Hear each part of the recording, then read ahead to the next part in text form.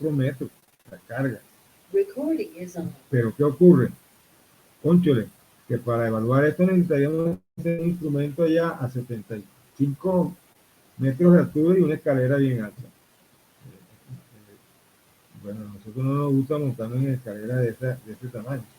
Entonces, como esto es muy alto, hay que llevar esa carga a un valor ergonómico, vamos a decir, a la escala del ser humano.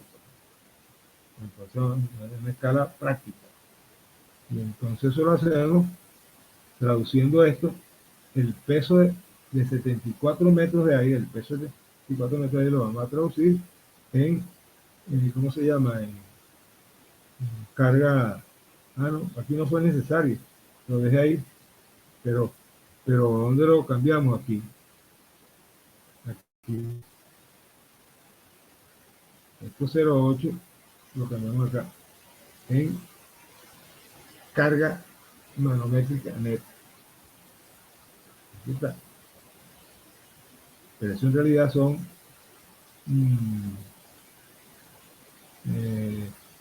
lo que me pidieron fue un cambio acá, que fue lo que puse yo aquí. Ah, no, aquí. Yo lo que vi ahí fue una diferencia de presión total, sí, una diferencia de presión. Eso lo podemos medir con manómetro. Pero para hacer los cálculos tengo que llevarlo a el valor de esto en el equivalente a la carga manométrica, a la carga independiente de la fluidez de trabajo. Y bueno, esto da un ventilador de continuo, más o menos potente, de 9 kilovatios. Pero 9 kilovatios. Y ahora evaluamos la densidad según las condiciones específicas. ¿Y qué es lo que quiero yo acá? Para qué es? ¿Qué es lo que pido ahí en B? Se me olvidó. En B. La potencia que requiere el ventilador si se considera que el aire atmosférico tiene una humedad relativa. Ah, aquí lo que estamos probando es si eso cambia con la humedad relativa. Hay algunos casos que sí, en otros que no. Vamos a ver qué pasa aquí. La humedad relativa cambia la masa. Pues. ¿Y qué pasa? La mayoría de los ventiladores, ¿por qué hago eso? Porque la mayoría de los ventiladores, si no decir todo, en las curvas características del ventilador en los catálogos de fabricantes vienen dadas para aire seco. Entonces vamos a ver qué pasa si tiene humedad. Eso es todo. Entonces, eso es lo que estamos haciendo. Entonces, la tabla de vapor de la presión de saturación, el vapor de 28 es tal. Ajá. Entonces aquí tenemos la presión de saturación en el fluido, entonces da 3,78 kilopascal. Con eso entonces la presión de vapor, o sea, ¿cómo se llama? La humedad relativa a esto es de 2,26 kilopascal. Entonces la presión, con la presión atmosférica de tanto, podemos tener aquí en la humedad específica. 0,015. Y con eso estimamos la rata de flujo de masa en las condiciones que estamos considerando la humedad, 8,5 meses. La rata de flujo de masa entonces es esta. Filtro de vapor. Entonces, eso con haciendo los cálculos, ¿cómo se llama? En termodinámica, eso se llama la psicometría del aire. ¿No? Y entonces, bueno, aquí está. Resulta que esto da 1,1 kilogramos por segundo. ¿Y cuál es la potencia que da? 9 kilovatios. Eso es lo que me interesaba. ¿Y qué potencia nos dio aquí? Dio lo mismo. Entonces, no hay problema. Pero ya lo sabemos. Ahora, no siempre es así. Depende de las condiciones. Por ejemplo, de calcular un soplador o un, ¿cómo se llama? Un horno siderúrgico, no, así que tengo que hacer todo eso. Y los cambios de presión a veces se construye, pero la humedad del aire no influye de manera significativa en la potencia nuclear. Entonces, nos sirven las puras características de aire seco, por lo general. Eficiencia politrópica.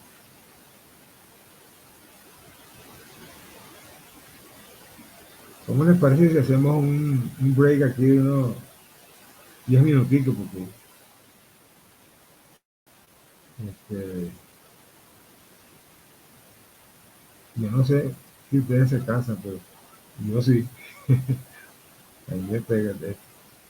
Hacemos un descanso de unos 10 minutos. Ok, profe. ¿Te Vale, parece? profe, está bien. De acuerdo, de acuerdo. Magnífico. Ok. Y ahora, y lo dejamos ahí. Ya ven. Vaya, profe, tranquilo.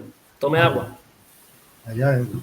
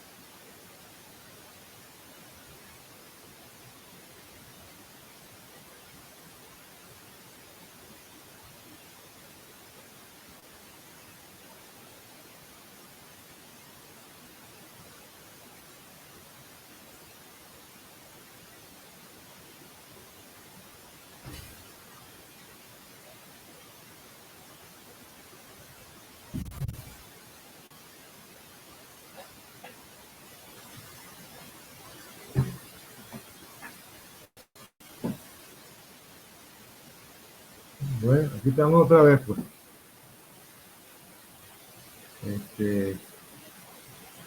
Vamos a seguir, pues, ya para concluir. Eh, Eficiencia politrópica. Bueno, en las turbomáquinas térmicas es necesario relacionar esto con eh, el proceso termodinámico. Es decir, lo que vimos en, la, en el diagrama de entalpía y entropía, pues, ¿no? Y ahí vamos sí, a encontrarnos con una cuestión después que ya les voy a decir.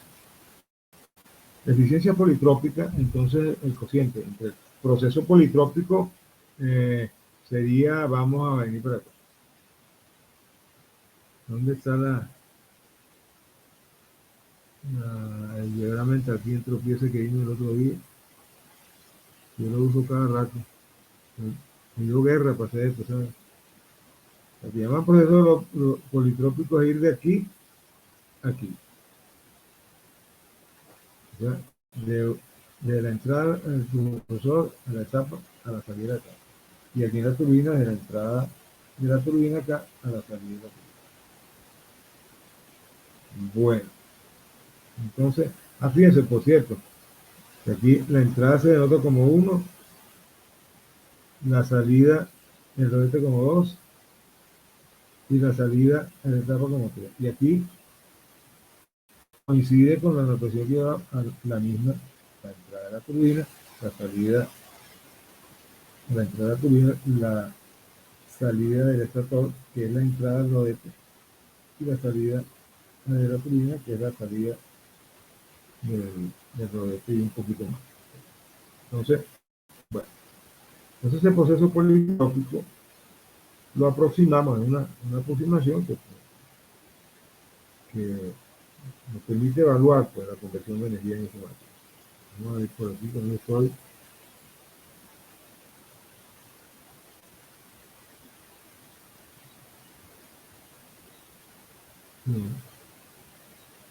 Nosotros hemos rodado bastante en esto ya. Ya ahí, aquí está. Proceso politrópico. Entonces, el proceso politrópico, entonces, nosotros establecemos este cociente, ¿no? El proceso politrópico es el de la entrada que yo hice referencia, ¿no? Más específico, el trabajo politrópico. El trabajo politrópico, entonces el trabajo politrópico lo puedo, caramba, aquí hay algo que tengo que corregir. Estas cosas las he tenido hechas por unos recordatorios que tengo. En el curso de termodinámica, ¿no? En el mecánica fluida probablemente también vieron, en el termodinámica sobre todo. Este ponente que está aquí es el ponente politrópico y esta aquí es la relación de capacidades calóricas. Entonces la eficiencia politrópica es el cociente entre el trabajo politrópico, LS arriba, LI, entonces el cociente entre el trabajo politrópico, pero el trabajo isentrópico multiplicado por eficiencia interna. Y con eso nosotros podemos, y entonces con eso nosotros podemos evaluar el trabajo politrópico. Y permíteme un motivo, quiero ver algo más adelante. ¿No? Quiero ver algo más adelante. Pero tengo que decir algo porque con lo que leí en el gráfico no es suficiente. Ya vieron que salimos en el 1 y terminamos en el 3 en ambos casos, tanto en el turbocompresor como en la turbina. Pero hay implícito un trabajo que se realiza adicionalmente en los turbocompresores o que deja de realizarse en el caso de las turbomáquinas motrices, que no está tan evidente ahí. Y yo se lo voy a explicar de la manera siguiente. Supongamos que tenemos una jeringa de esa para poner las inyecciones estas de coronavirus. Entonces le quitamos la aguja y le ponemos el dedo donde estaba la aguja y comprimimos el émbolo. Y comprimimos el émbolo, vamos a ver que, supongamos que si tuviéramos una jeringa de 5 centímetros cúbicos y apretamos a 4 centímetros y eso requiere un cierto esfuerzo. Pero si queremos comprimir de 3 centímetros a 2 centímetros, nos va a ser más difícil, tenemos que aplicar más esfuerzo, más fuerza. Entonces, a medida que se va comprimiendo, para comprimir 1 centímetro cúbico de 5 a 4, tenemos que hacer mucho menos esfuerzo que si vamos de 3 a 2.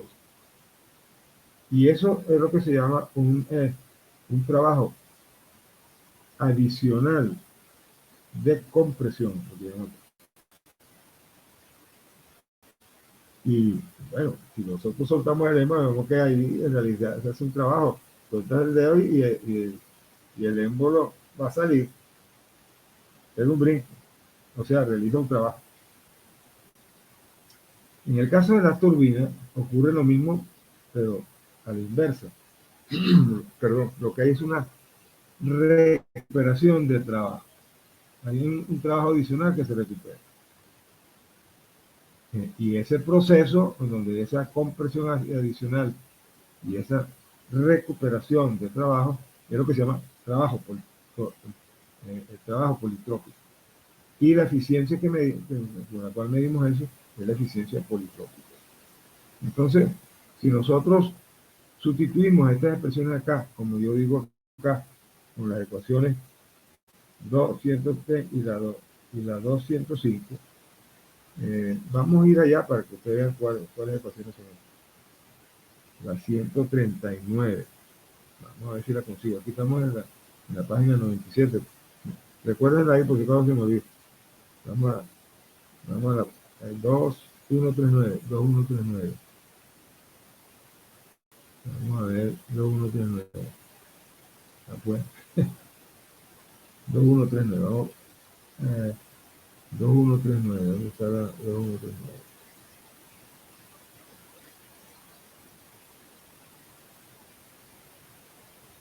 Dos, uno, tres, nueve. Caramba, está difícil.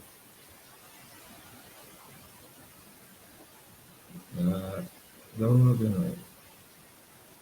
Ya vamos a llegar. 2135. 21, aquí está. Nosotros vamos aquí a incluir el trabajo politrópico. Este que está aquí. El integral entre la condición de entrada y la salida, multiplicando este integrando. Ok. Si nosotros sustituimos haciendo uso de que vamos por vía politrópica, PV a la N igual constante, despejamos de ahí B, la introducimos acá en los números específicos y obtenemos esta expresión. Al hacer eso, entonces obtenemos esta expresión que está acá. Que yo debiera, ¿qué hice yo aquí poniendo? Sí, claro, esto está correcto, pero no me gusta eso sí, eso voy a ponerlo aquí del lado, de este lado. Y bien, y también tenemos el trabajo isotérmico. Pero vamos a lo que estábamos. Vamos a ¿qué página era esa? La 97. 97.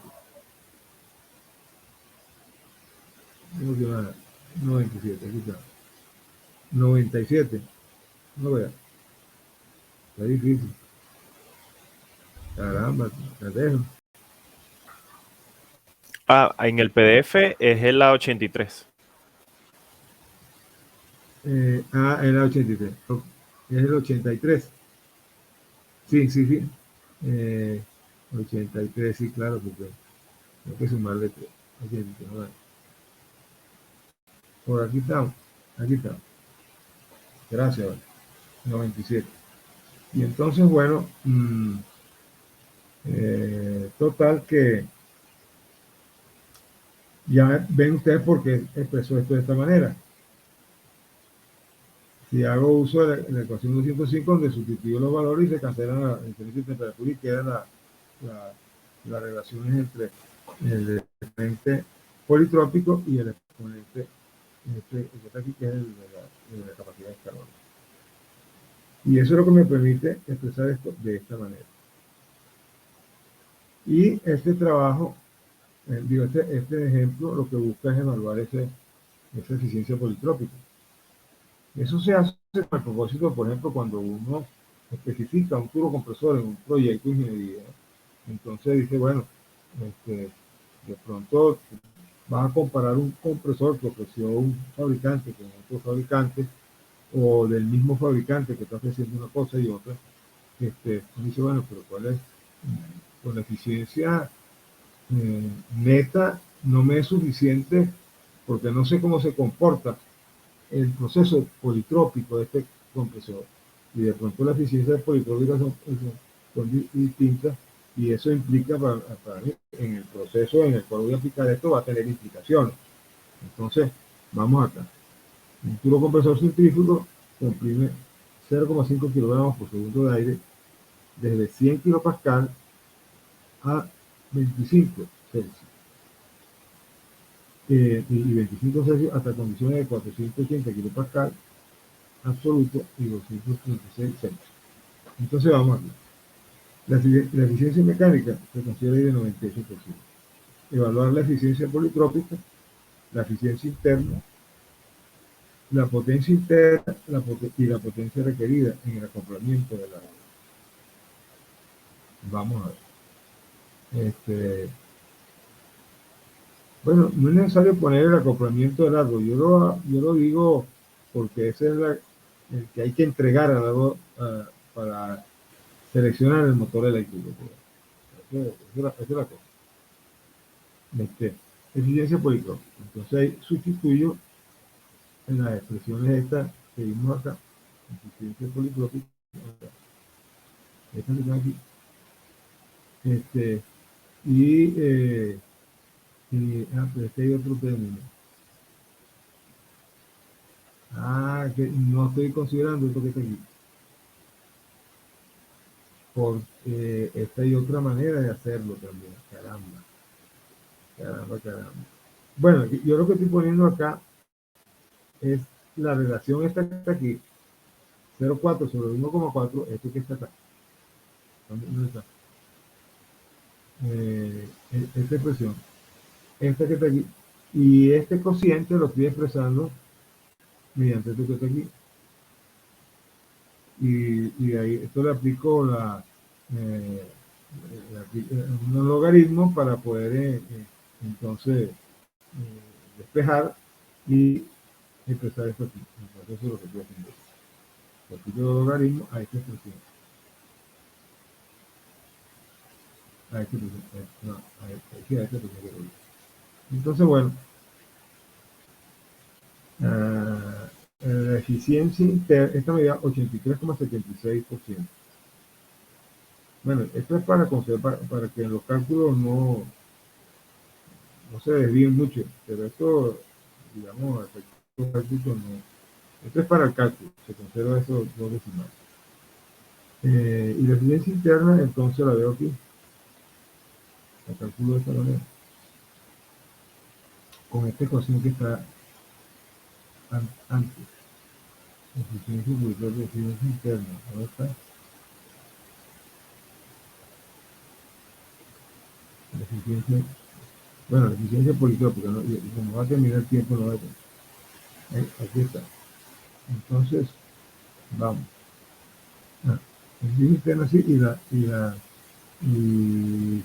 y aquí, bueno, este cambio ya ustedes saben cómo se hace por las relaciones termodinámicas que estas las vimos antes para los gases perfectos. No hay problema. Entonces, esto nos da 0,79. Muy bien. La potencia interna que consume es de 105 Bueno, fíjense que aquí hay una eficiencia politrópica que da distinta a la eficiencia este, eh, interna. Eh, con esto estamos comparando, bueno, la eficiencia politrópica con la interna. Dice que la politrópica tiene más eficiencia que esta que está aquí. Bueno, esto nos estamos metiendo dentro de la etapa a ver qué es lo que está pasando para elegir, por ejemplo, en un proyecto por cual me voy, por cual de todo el equipo me voy. La potencia interna aquí es 105 kilovatios y la potencia en el árbol es de 108 kilovatios. Pues eso es lo que se hace. Claro, esto se hace para comparar usualmente un turbocompresor con otro turbocompresor.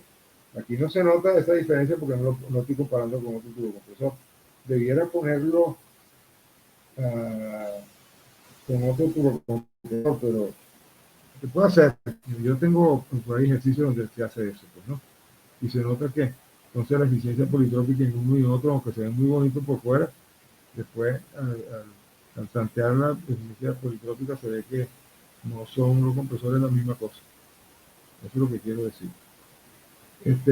La eficiencia politrópica de una turbina a vapor es la equivalente a la eficiencia politrópica. Claro, la eficiencia politrópica de la turbina a vapor es lo que vamos a buscar ahora. ¿Qué es lo que pasa? La turbina a vapor no podemos aplicar unas relaciones politrópicas ahí, porque estamos hablando con un vapor y no se cumple que PV a la N igual con tal. Entonces, ¿qué hacer ahí? Bueno, nos desplazamos por la vía, ¿dónde tendré yo? Bueno, ahí la eficiencia politrópica la podemos escribir de la siguiente manera. Esta es la diferencia entre la entropía de entrada y un incremento, eh, aquí está. Y vamos a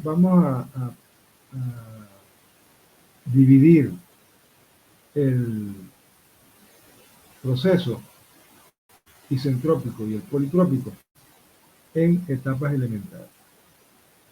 Y entonces vamos a ver que si yo me voy por aquí, directo, por vía isentrópica, y hago la sumatoria de los procesos politrópicos elementales, de los procesos isentrópicos elementales, me voy a dar cuenta que la sumatoria de estos procesos isentrópicos por aquí no es lo mismo que estos que van por acá. ¿Por qué? Porque las isobadas acá son divergentes. Y entonces en el vapor no vamos a poder hacerlo tan fácilmente como en el caso anterior. Entonces, lo que se hace es lo siguiente. Vemos el cambio por la vía elemental y vemos, bueno, que para un elemento tenemos esto. Pero ¿qué fue lo que hice yo aquí? Esto no está bien así. Este de aquí lo tengo que quitar. Lo que tengo que evaluar aquí es H sub E menos H sub S. No sé por qué tengo esto aquí. Fíjense lo que me estoy dando cuenta. Y aquí H sub E menos H sub S, S mayúscula y S isentrópico. Ajá. Pero yo lo que puedo hacer ahora, eso sí, quitando esto de acá, es que yo puedo hacer esto como una suma. Lo que pasa es que esto está malo. Olvídense de esto que está aquí, el intermedio. Lo que puedo decir es que esto es el cociente de esto sobre esto. Una sumatoria. La sumatoria por aquí, la sumatoria por acá. Muy bien. Pero yo puedo expresar ese proceso politrópico de aquí abajo de esta manera, como una sumatoria. Y lo que va a ocurrir es que esta sumatoria de acá es distinta a esta diferencia, que fue lo que dije antes. Y entonces el proceso politrópico no me va a dar igual a la eficiencia. No da lo mismo. Entonces, hay que evaluar también la turbina de vapor, cómo es la cosa ahí. Y entonces me da en la turbina de vapor la eficiencia politrópica es menor que la eficiencia interna. ¿Sí, señor? Entonces, claro, entonces tienes que evaluar cómo es el proceso interno ahí en la máquina para tomar una decisión. La máquina me conviene para una aplicación dada. ¿Cómo es que tengo que manejar este proceso? Eso tiene que ver con la expansión del vapor ahí y hay muchas cosas que se involucran en este tema. No vamos hay detalles ahí en los procesos que es necesario evaluar para tomar una decisión en cuanto a qué turbina solucionar. De pronto conviene una con la mejor eficiencia politrópica en lugar de la mejor eficiencia interna. Eso es lo que quiero decir. Está mejor dicho así. Entonces, como hay esta situación con la turbina, no podemos utilizar esta expresión que está aquí, utilizamos esto que está aquí, utilizamos en la turbina a gas o en la turbomáquina a gas, en la turbina a gas, porque no va perfecto. Entonces ahí utilizamos como sustituto de eso lo que se llama el coeficiente de recuperación o factor de recalentamiento.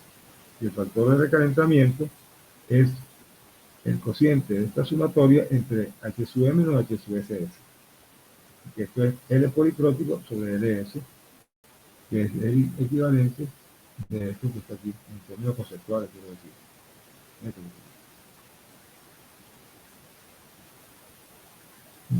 Okay. Ese factor de recalentamiento usualmente es mayor que, mayor que 1 pues, en la turbina de vapor. Y está en este rango más o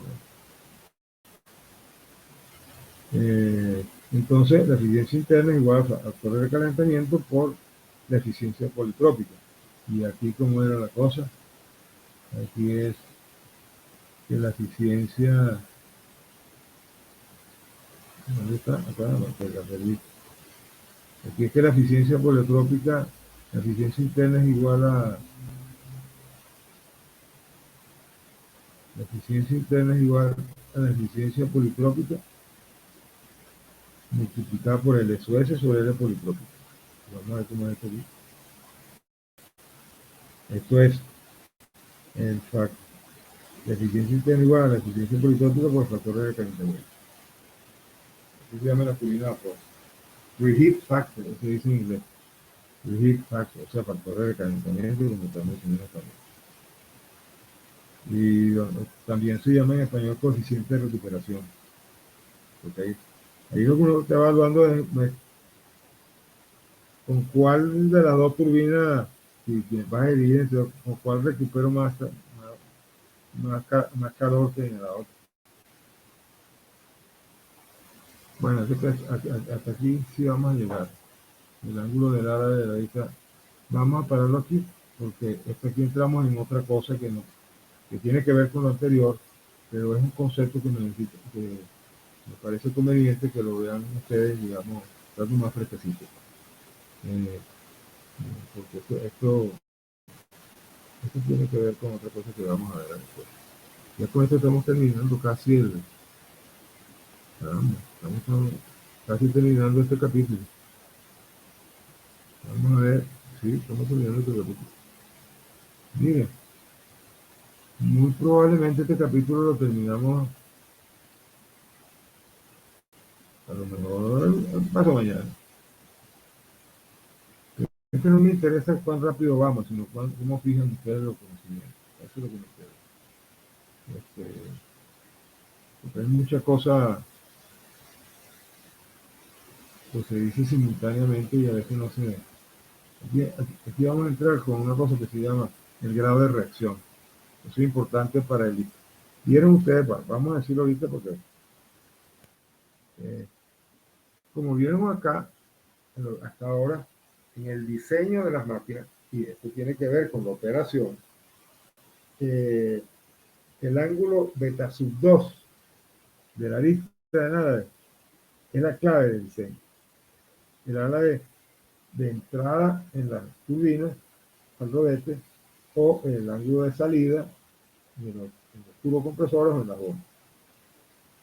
El ángulo de salida del ala, o sea, el ángulo beta sub 2. Es la clave del asunto. Y entonces uno se pregunta, bueno, ¿y qué ángulo deben tener las bombas, o los turbocompresores, o la turbina? ¿Qué ángulo de estación deben de tener el ala para que sea buena, pues, para que funcione bien? Porque resulta que no cualquier ángulo sirve ahí. Porque eso depende de la forma del ala, sí, de eso. Depende de la geometría del ala, entre otras cosas. Entonces, para eso conviene definir lo que se llama grado de reacción. La próxima clase vamos a definir el grado de reacción. Vamos a utilizar todas estas cuestioncitas que yo dije que íbamos a utilizar, la eficiencia del difusor dividida por la eficiencia hidráulica, la eficiencia de la tobera dividida por la eficiencia hidráulica, y está siempre se suma ahí está. O sea, que siempre estamos, esto lo que quiere decir que estamos refiriendo el grado de reacción a las condiciones normales. Voy a ayudarlo aquí. Y con eso, entonces se va a obtener, eso lo explico en la clase que viene, pero que sepan, ¿no? El coeficiente de presión, vuelve a jugar, aquí llegamos al asunto que quería. Entonces, las turbinas, la turbomáquina, la etapa de turbomáquina, no sean centrífugas, centrípetas o axiales, les corresponde, en el caso de la bomba, un ángulo beta sub 2 que está en cierto rango. Los ventiladores igual. Los axiales aquí. Y tal. Los ángulos no son arbitrarios. Esto se consigue, digamos, practicando el diseño de esto y con la experiencia pues práctica, experiencia práctica que se materializa con el grado de reacción. Para una máquina con un cierto grado de reacción, si es centrífuga, le corresponde un valor de, si es bomba, de tal.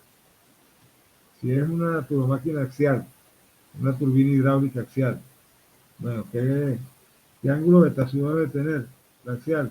Ah, bueno, depende de la reacción. Eso lo vemos en la próxima cosa. O sea que todo aquí tiene una explicación. Tiene lo que se busca relación, obviamente, como estas son máquinas cuya geometría o de cuya geometría depende, vamos a decir, la calidad, la eficiencia de la conversión de energía, entonces determinar cuál es el grado de reacción en las condiciones de diseño. ¿Cuáles son esas? Las condiciones normales. Bueno, entonces vamos a venirnos acá y vamos a para salir de esto aquí, comparar, llegar aquí, está compartido, ¿cómo es esto aquí? Ok. Bueno, entonces estamos cuatro, había un quinto, era Julio algo, ¿no? Bien. ¿Cómo le pareció la clase de hoy? Bastante contenido. Bastante Sí, contenido. demasiado contenido, profe. Sí, demasiado, ¿no? No, yo se lo pregunto justamente para saber cómo perciben ustedes esto, ¿no? Para saber con qué ritmo lo doy, pues, ¿no? Sin embargo, bueno, ustedes pueden leer esto ahora, estudiar un poco, leer, y si tienen dudas y tal, me preguntan el próximo miércoles. Y la otra cosa, ¿cómo les va pareciendo la materia? Aquí, Arturo, ¿qué opinas? A mí me parece muy interesante, decir verdad. ¿En qué sentido? En todas las aplicaciones que tiene tanto para la carrera como para la vida diaria. Sí, esto tiene mucha aplicación en ingeniería mecánica, ¿no? En todas las ramas, pues, ¿no? En aire acondicionado, en bombeo de agua a ciudades grandes, en el bombeo de agua del hidroneumático arriba al tanque, o si no tiene hidroneumático, a los apartamentos de cada bien, en los viajes de este lado del charco al otro lado del charco, ¿ah? En el transporte de carga, que se yo, de Tokio ¿cómo se llama esto? A Cumaná, a la planta ahí de la, ¿cómo se llama? De la Toyota, atravesando el estrecho de uno, ¿cómo que se llama esto? Lo que hay en Panamá, el canal de Panamá, en todo, en todo, en todo. O sea, por eso esto se aplica en la producción de bienes y servicios. Ahí digo todo. Bienes, bueno, gasolina, bienes, ¿no? Harina, pan. Ahí son competidores para la área de planta y qué sé yo, en la producción de alimentos. La leche en polvo se produce bombeando leche caliente y pasando la leche caliente por una tubera de doble, vamos a decir, donde fluye, bueno, leche a alta temperatura y se le baja la presión fuertemente en una tobera y entonces eso produce que se condense la leche en polvo, sale en polvo del otro lado de la tobera. Dice, ¿no? Así que se hace la leche en polvo, no es decir, bueno, ¿qué le puedo decir?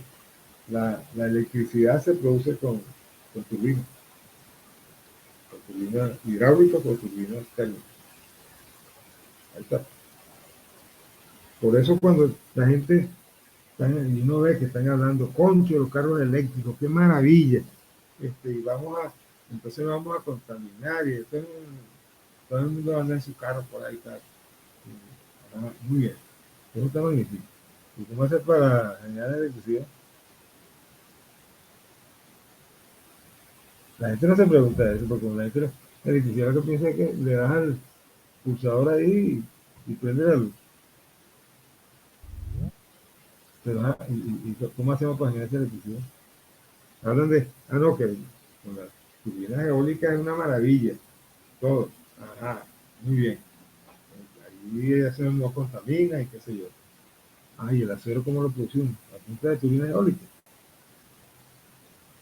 Entonces, hay mucho, una cosa que es lamentable para uno que trabaja en estas cuestiones energéticas, porque un departamento energético, ¿sabes? Y que conoce estas cosas. A mí me parece lamentable y penoso que jueguen con la ignorancia de la gente. Es decir, los carros todos son eléctricos, eso no, sí, maravilla. Y la electricidad me la va a sacar. Entonces no, le echan una parte del cuento y la otra parte del cuento no se la echan. ¿Puedes tú alimentar o producir energía en energía eléctrica para todos los carros que se desplazan en el planeta? ¿Vas a hacerlo todo con turbinas eólicas? No, no te va a alcanzar. ¿La celda fotovoltaica sigue para eso? Tampoco. Eso no tiene, eso no produce energía eléctrica en la magnitud en que se cocina. Entonces, están hablando de paja. Pero a la gente la engañan, pues, esa es la palabra, engañan. La engañan, no dicen el cuento completo. Y esas cosas se hacen con esto. Y es más bueno. Y uno lo sabe, pues, ¿no? Vamos en un futuro relativamente cercano hoy en día, vamos a sustituir en las plantas termoeléctricas, vamos a sustituir los generadores a vapor.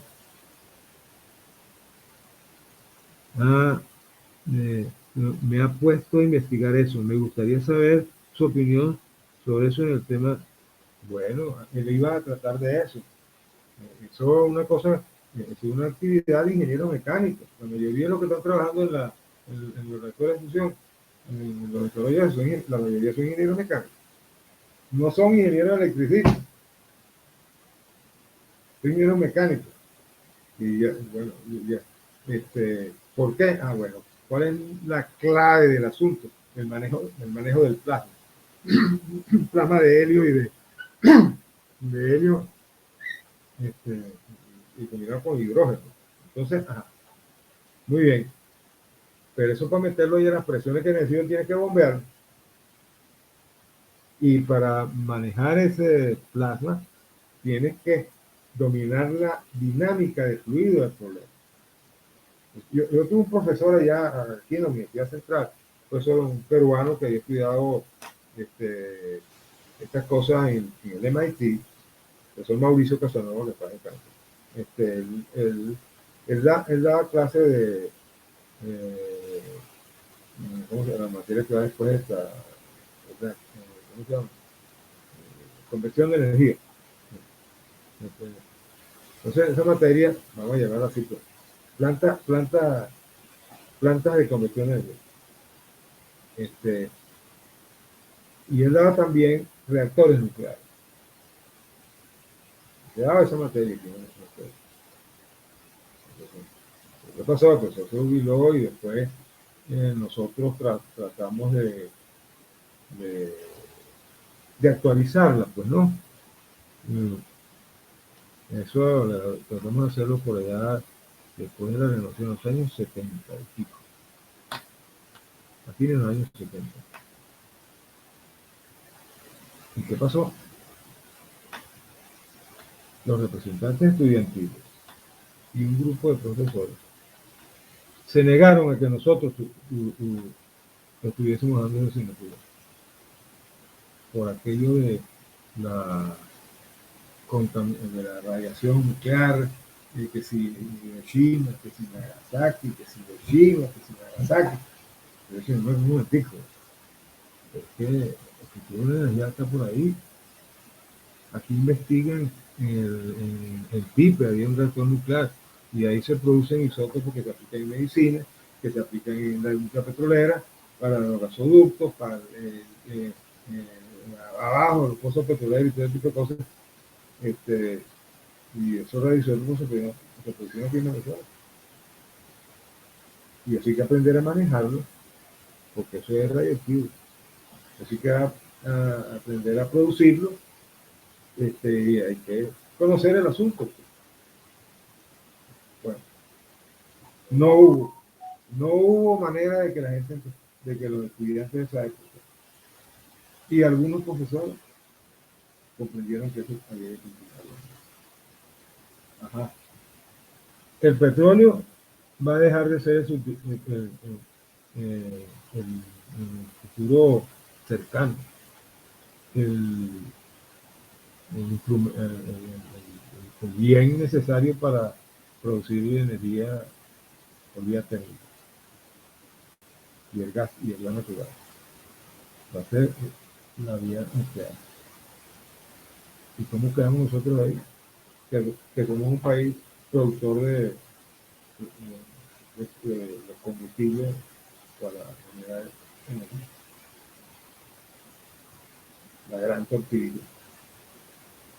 Por eso es que, mira, eso no solamente aquí en Venezuela, en todas las universidades del mundo es fácil meter la pata. Lo que es difícil es sacarlo. Fíjense los años que han pasado y no ha sido posible resolver ese problema. Un momentito, yo voy a pagar una luz que tengo acá.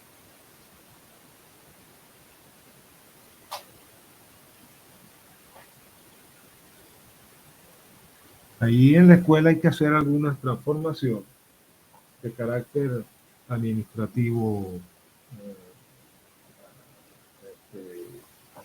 académico, para actualizar el código. Por ejemplo, hay que introducir una materia, nuevamente buscar con más gente en el área de reactores nucleares, como se hacía antes,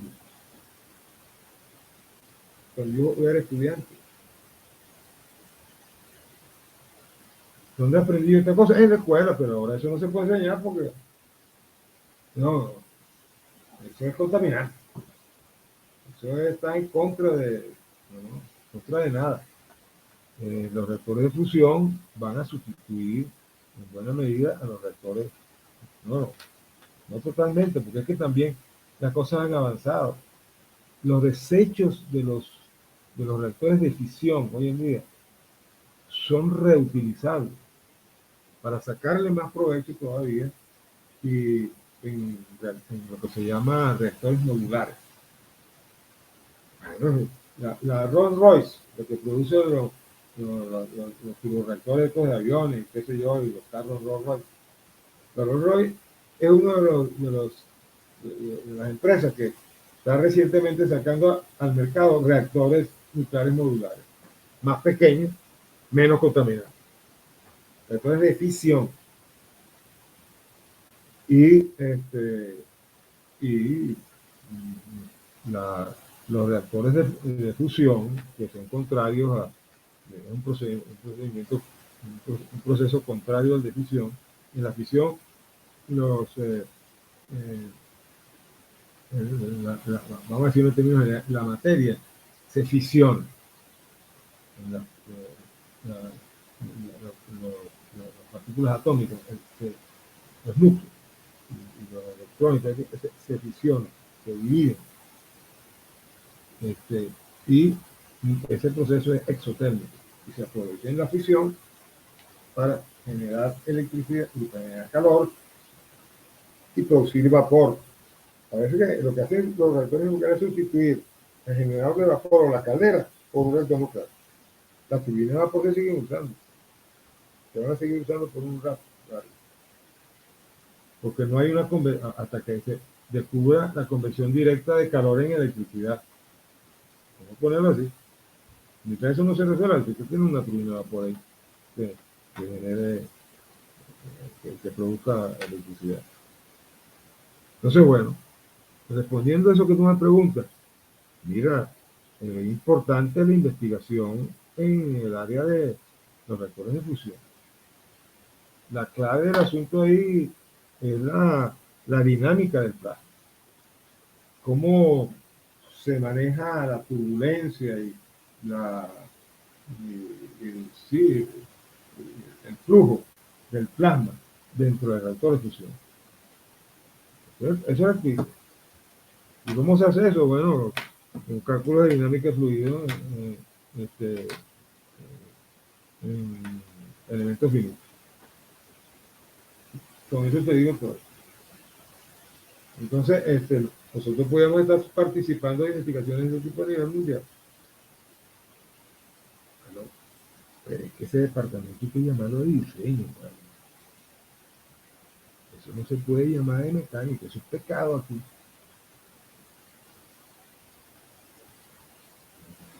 Unas barbaridades que hay que cambiar eso. Pues. Y eso no es que si está gobernando a uno o gobernando a otro, eso no cuesta ni medio tomar esa decisión. Eso no cuesta, es que en la universidad no nos están, digamos, financiando la universidad. Para tomar estas decisiones no se requiere plata.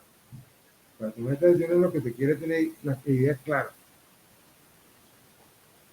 Y ahí yo espero que cuando nosotros introduzcamos una modificación, una solicitud de modificación en este sentido, los estudiantes apoyen esto, pues, porque ya es tan obvio. Y yo, para mí esto es trágico. Yo estoy esperando, ¿qué año pasé? Pero vamos a poner el 70 ahí. Vamos a poner el 80. 20. Más 20 y pico. Voy a esperar 40 años para que la gente se diera cuenta de esta droga. No. Entonces, hay que hacer cambios. Que no nos va a costar nada. No nos vengan a decir, ¿no? que el gobierno no está financiando nada, porque no nos vamos al Consejo de Escuela, nos ponemos planteamos esto y hacemos la modificación. Donde hay dificultades en las promociones de estudiantes nuevos, que vamos a ver los que quieran, digamos, ir a estudiar estas cosas y mejorar su calidad académica, y haciendo posgrado. Nosotros tenemos un posgrado en ingeniería mecánica. Eugenio se graduó conmigo, yo fui quien le dio su tesis de maestría, y él tiene un doctorado en ese campo. ¿Y dónde pongo aquí? Entonces, pero bueno, hay que decir las cosas como son. Este, y quitar mucha, ¿cómo te digo? Mucha interferencia de fastidio ahí, esa cosita hacer. Y no me venga con que si las clases presenciales o que no hay financiamiento, no. Lo que hay que hacer ahí es